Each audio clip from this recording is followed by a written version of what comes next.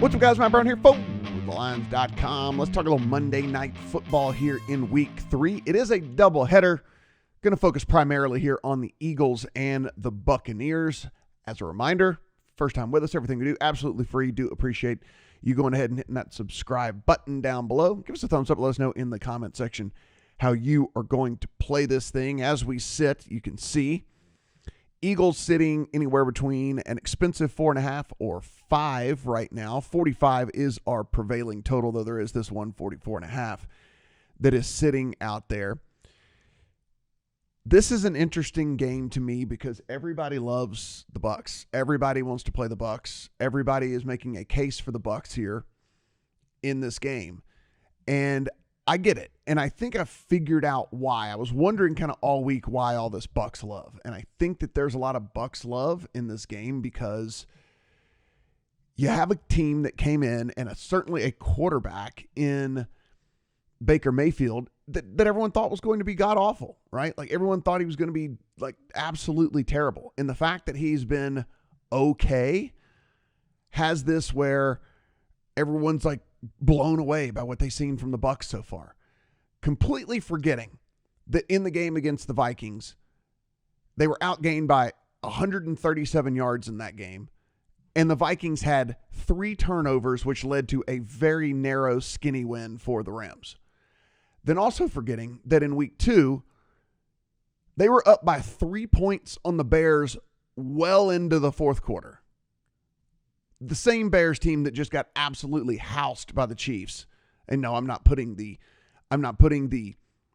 offense that we've seen from the Eagles so far on par with what we've seen with the Chiefs. But if you're talking about power ratings of where they are whenever we came into the season, the Eagles and the Chiefs were pretty damn close to one another. And yeah, the same that team. So, I mean, for me, I don't really get why through a small sample size, we are now like massively downgrading the Eagles yet and massively upgrading the Bucs. It just doesn't make a ton of sense to me. I'll scroll down. You can kind of take a look. Some of the words here about this matchup. But I had the Eagles coming into this season as my number 1 power rated team. Now, I get a C+ performance from them through a couple of weeks that were still wins, by the way. Let's not forget. We've had some teams lose that were still wins, by the way. And now all of a sudden we're piling on the Bucs against the Eagles.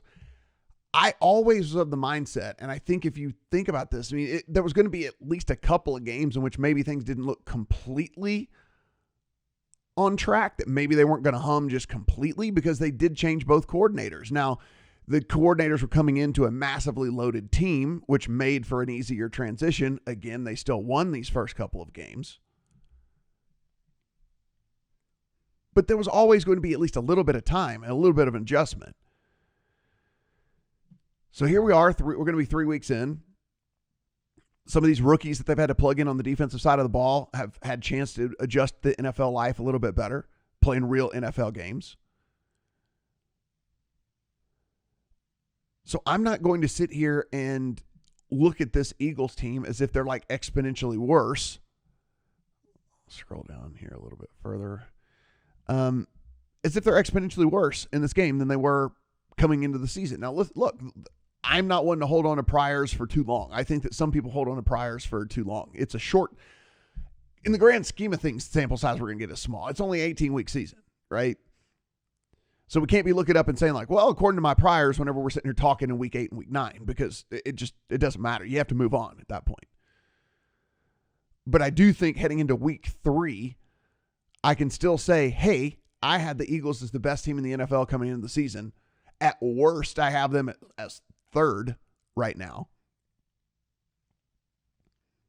And I don't have the Bucs just skyrocketing up my power ratings because they got a gift win from the Vikings and they squeaked by against the Bears. I'm just not going to do it. So give me the Eagles in this thing. And look, there's money that's coming in on the Bucs. Now, I don't know if that will continue throughout the course of the day on Monday. I'm not 100% positive, so might just have to play 5. I'm probably just I don't think it'll get worse than 5, so I'll probably just hang out and see if there's any sort of miracle. Somebody comes in and just decides to pour money in on the Bucs at home. And if that's the case, I can get maybe a 4. But regardless, there will be an Eagles look here on this one. Not gonna just completely throw away all the work I did in the offseason because the Eagles have looked somewhat normal through 2 weeks here in the NFL season. I don't have any play on this total, and I'll tell you why. Because the Bucs are like a perfect chase team. They are a perfect garbage time team. Baker Mayfield will throw the ball down the field without thinking twice about it. Like he is. You guys have seen Baker. You understand.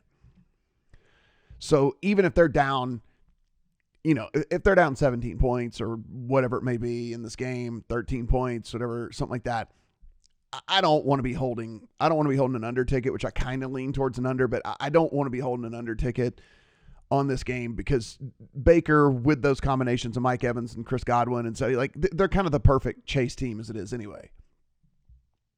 Put up a garbage score, and the next thing you know, your ticket's busted. So I don't want to go that direction in this one. So just going to be a play on the Eagles, nothing on the Bucs side of things.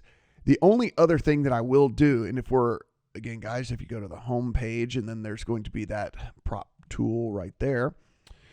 The only other bet that I do have in this game, if I believe that the Eagles are going to have a good game, and I believe that the Bucs are going to be playing from behind, then I have to be looking at the over on Baker Mayfield's passing yardage.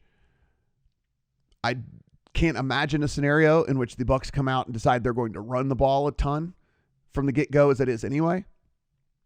And then further, if the game script goes like I believe, then we are going to have a team in which the pass rate is going to increase over the course of the game because you have to end up abandoning the run at some point so that you can play catch up. And so I'll take the over 225.5, 226.5, whichever account you have, which by the way, all you got to do is click on all of these right here, find your state, click on all these, and we'll get you the best sign up offer you can possibly get. But those are the only 2 plays in this one for me. I got the Eagles. I got Baker over passing yardage. And I think that's fairly correlated with the game script that I think that could play out here for this game.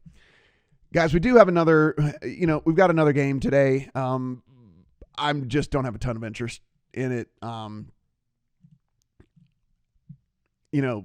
As we're sitting right now, it's 1.5 here, Rams and Bengals, but we don't know who's playing quarterback for Cincinnati as of this recording. So I can't give you a real handicap. All I can say is I kind of like the Rams no matter what, but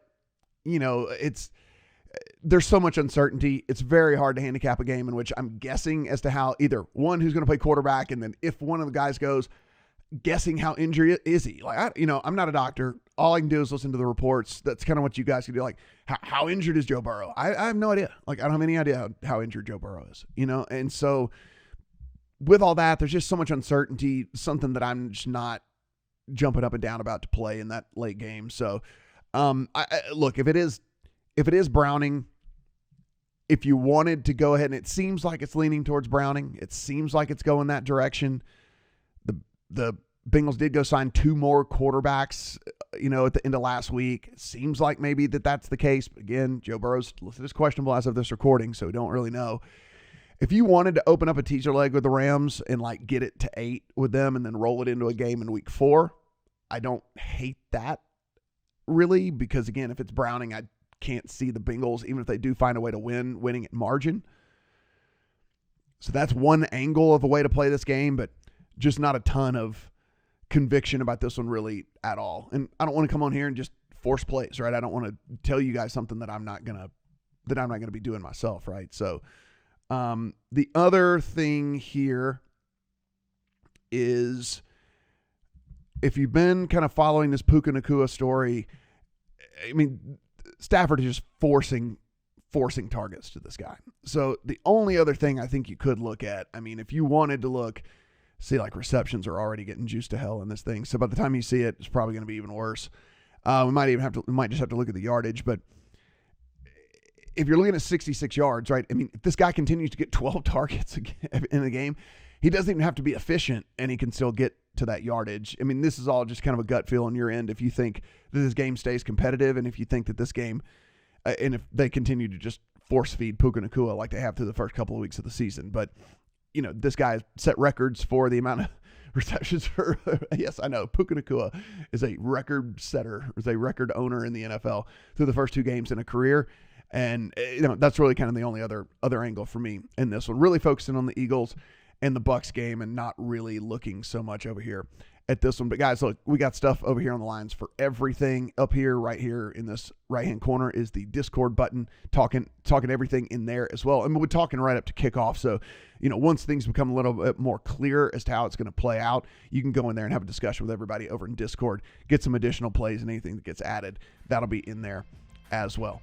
Reminder, everything we do, episode for you. So please hit that subscribe button down below. Give us a thumbs up and good luck on all your Monday Night Football bets.